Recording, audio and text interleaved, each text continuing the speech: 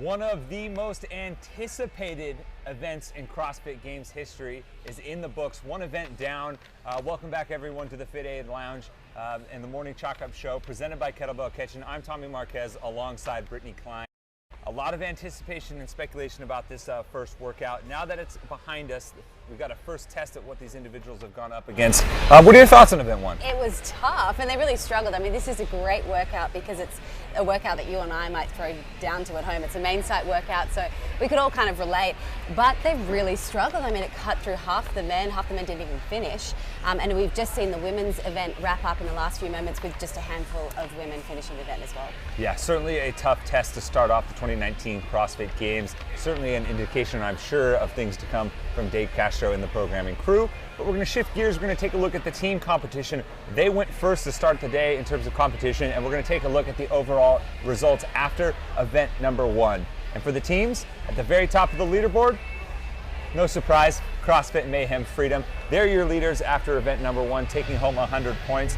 Followed in second by some fellow Aussies, Brittany. Yeah. The Exterminators crew. The crew from CrossFit Krypton rounds out the top three, followed by the team from Eliath, and then the Central Beasts finishing in fifth overall to round out the top five. But taking a look here at this leaderboard and the overall results, what really stands out to you for the teams after event number one? Well, we've spoken in our first couple of shows about the teamwork, which is going to be necessary moving forward. But the big surprise package there is the Exterminators. I think they've only had a few days together, adding Danny Jenny to their roster. But we know that she was on a team originally, I think in 2014 when Big Bob was introduced. And being on the sideline, that is where the teams really struggled with that Big Bob push up the field at North Park. So yeah. I think that's why that team did so well. And on the inverse of that, a couple of teams that we actually had in our podium in some way, shape, or form, Invictus, Invictus X, and OC3, your bottom three after event number one. Thankfully for them, if there's no cuts, then the point spread increases still later on if they can make it through, and then hopefully make up some ground as well. Moving over to the men's side, we watched them go just before the women finished up just a few moments ago. We're going to take a look and update you at the overall men's results after event number one. Again, just like the teams, it's a new year, a new system, same result. The man on top, Matt Fraser, he is your overall leader after event number one. In second place, it's Chandler Smith crashing the party at the top 10, just much like he did at the Rogue Invitational just a few months ago. Pair of familiar names, Scott Panchik, Bjork and Carl Gudmundsson, the man known as BKG, rounding out third and fourth. And then Pat Vellner, the second fittest man on earth, he finishes event number one in ninth. Sorry if you can't see the graphic there, it's a little fuzzy. We'll get that fixed up for you guys in just a moment. But we caught up with, we had a chance right after the event, Brittany, I know you were down on the field, to catch up with some of the top performers from the men's competition after event number one. First one's always a wake you up, you know? Yeah. Otherwise, how does the body feel? Good? Yeah, I feel good. I'm ready to get moving, you know? Ready to turn it up? Yeah. It was really good. I feel like when I saw that one, I was like, this is a really good workout for me. So I had a really good plan coming into it, and just like having a real clear mind about everything's kind of been helping me out. As long as I stay close on the run and my snatch is up there, like it's just a matter of being able to not get caught up in the crowd. And I was ahead of the big boys on the second run. And I told Pat, I was running with Pat and Matt, and I was like, oh boys, that third run ain't gonna be good. How did that one feel? Yeah, good. That's a good fun one to start with. Like triplet, more structural, weightlifting, gymnastics, it's great. We've been training out in the sun anyway, so it's been like, it's normal now. I've been doing it for a month, so yeah, it feels pretty good, and that type of workout really suits me. Hearing from some of those athletes, being down on the competition floor a little bit, and then seeing the results here, what really stands out for you at the leaderboard after men's event one? I'm talking to Chandler Smith. What a hero. The kid at the athlete dinner the other night, he was saying, I don't know if I'm going to make the first cut. You came second, buddy. That's pretty impressive. And as we're chatting to him, he's just this ball of nervous energy. You know, he's starting to tell me what he did last night. I'm like, take a breath, buddy. You just finished the workout. But yeah, really impressive performance. And I think it takes a lot to come out on the stage. You know, nervous jitters, maybe that adrenaline that was pumping. I guess there was a real split in the field. We saw Pat Vellner failing snatches. Brent Fikowski was another one. The event finished and the poor guy couldn't even speak to us afterwards. he was gassed. I think for the guys out there today, it's really hot down at North Park, and some guys are really coping with that. Speaking to James Newbury, you heard there that he was just saying he's been training out in the heat, and so he's not too worried about that, and he recovered pretty quickly. So I think, yeah, the weather's got a big thing to play. A strong performance from James Newbury. It is hot out there on the competition floor. There's no respite from the sun out, no shade whatsoever to be found out there for those athletes. What stood out to me, a huge performance from Ben Smith. He was in heat number 1. Not used to seeing him in that early heat there, but he was the only man in his heat to finish. Has a top 10 performance to start the weekend. I mean, he's playing with house money here, being a wild card, so it's nice to see him perform really well like the Ben Smith of old, so certainly a strong performance from him. The unfortunate side of things with this new system is that we do have some very aggressive cuts due to the nature of so many athletes being on the field. We kind of thought there might be a few big names that could get snagged after this first cut, and that is the case. We're going to take a look and show you guys right now a handful of the names on the men's side that unfortunately won't be going on in the competition. Most notably, Tim Paulson, 15th in our power rankings. This is his 3rd consecutive year at the Games. Sad to say he's going home after event number 1. Paul Castillo, John Simone, Lemaire, who was actually 5th worldwide in the Open. They didn't make it out of the cut as well. And then Street Horner, another perennial Games athlete. I think this is his 3rd trip to the CrossFit Games. They had some troubles in event number 1, and it's enough to send them packing. Just looking at this list here, what are your takeaways from this aggressive cut system? And that's just the thing, it's all men who finished really well in the Open. A lot of them have done so well at sanctionals. This is the CrossFit Games, and you've got to be ready for anything. And we see in years gone by, you know, Pat Vellner has a struggling start. You can't have a bad event, and especially with these early cuts. They're calling the second event the second cut, so we're going to see more cuts this afternoon. You know, you can't have a bad event this year at the CrossFit Games. Oh man, such a tough way to go out after just one event, after all the build-up for the 2019 Games and the season so far. We're going to switch over to the women's competition right now. We just watched them finish, and again, we don't have a leaderboard for you guys just yet, but taking a look, give you guys the results. Your overall leader, Tia Claire Toomey. You know, the repeat champions, all 3 of the champions from last year are in 1st place after event number 1, followed closely by Carrie Pierce, then Jamie Green. Strong performance from your girl, Haley Adams, who you kind of had as the rookie to watch. A good performance to start event number 1. What's your takeaway? Yeah, again, so many in the field. It wasn't until the final heat that we saw these women finishing the event. None of the daughters were across the line, so they were really struggling. It was the rope climb that stopped a couple of them in their tracks, so that's obviously the nitty-gritty and the thing that's going to stop people in their tracks in this event. Yeah, a lot of these athletes we're not used to seeing struggle like this. We saw Sarah Sigmundsdottir struggle on the rope, Katrin Davidsdottir struggle on the rope.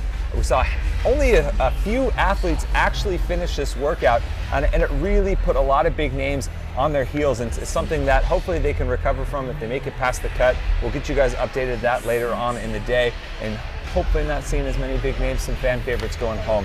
We're going to shift now over to, you know, a little bit slightly different approach to competition. That's the nutrition side of things. Everyone's focused on how they perform on the competition floor, but that doesn't come without a focus on nutrition and what goes into your body. We're sponsored by Kettlebell Kitchen. We're proud to have them on as a sponsor, and they're feeding a ton of athletes at the Games. We had a chance to catch up with some representatives from Kettlebell Kitchen and CrossFit Invictus to talk about what it goes into fueling these athletes. We're here with some special guests here. I got Carly Buckley from Kettlebell Nutrition and Jen Ryan, nutrition coach for Invictus, right? Give me a brief description about what your kind of role here, maybe with your company and at the Games, kind of involves. Yeah, totally. So I'm part of the marketing team at Kettlebell Kitchen, and although we're not here in official capacity in terms of being a vendor this year, we have some really cool initiatives. We're feeding about 25 athletes and a few other teams, and we're really just kind of going for it, and yeah, we're here. It's awesome. Happy to have you. My role here is athlete, but I also a nutrition coach and work with many of the athletes at Invictus, some of the in-house Invictus athletes, and then many that are remote as well. So it's really nice that I'm here on site. Many of us staying at the same hotel, and so I can really help when anybody's got a question about the workouts that get released. What do I need? How do I need to prepare? Love it. Pulling double duty, right? Yeah, try it. I'm an ER nurse also, so it's I'm pulling triple, quadruple duty like at all times. Yeah, you're calm under fire, no problem. Sort of. See.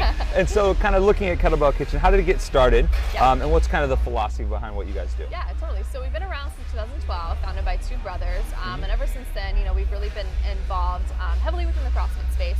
And our philosophy is really just centered around goals and how we can help you achieve those goals. So all of our meals are nutrient dense, free of dairy, soy, artificial sugar, naturally gluten-free. We have all the macronutrient breakdown on each meal. So, you know, it's really geared towards athletes if you want to lose weight, whatever have you. Like, we can provide Yeah, just flexible. yeah, whatever you want. Flexibility is like the name of the game. Yeah, I love it. Perfect. Yeah. And what's kind of the approach for you guys in terms of feeding athletes at the games? Feeding athletes at the games can be different for everyone, and so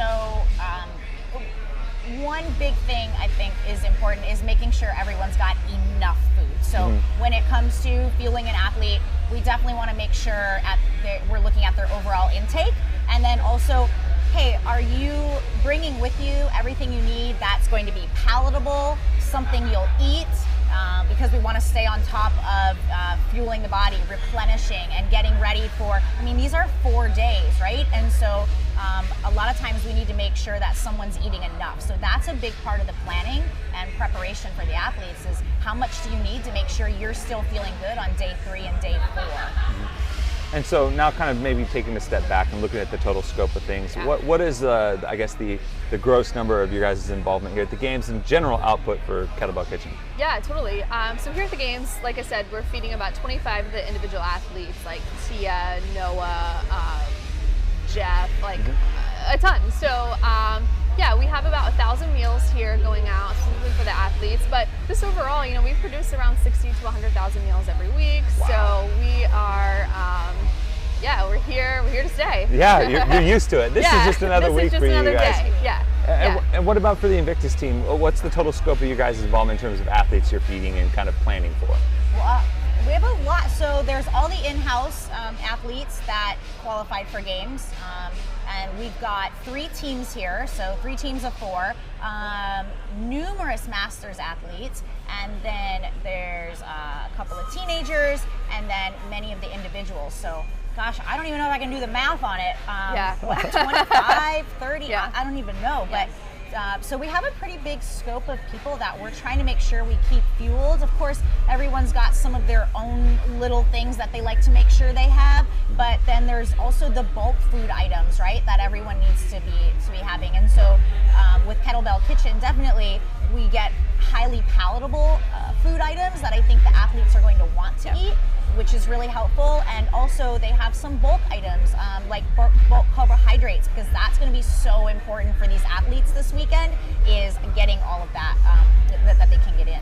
And so since you're pulling double duty, competing and kind of planning out, you know, with the help of Kettlebell Kitchen as well, what's maybe an example from your own personal plan of what you might do to get ready for a competition nutrition-wise? Yeah. So I'm getting it started when it comes to a 3 to 4 day competition. I'm starting at a minimum the day before, making sure that I'm getting enough carbohydrates in. I might even start 2 to 3 days beforehand, depending on the events that we know. And then the day of, I'm getting started with a morning routine that I'm used to. So I always encourage my athletes, whether that means bringing something from home. So for me, I'm bringing I do buckwheat in the morning, every morning on a training day. I brought it with me from San Diego so that I didn't have to look for it. I make it every morning, and I do like a greens powder. So nothing magical about that, but in my head and as an athlete, it's routine, and so I want to start my nutrition off correct for the day. So I encourage that with my athletes.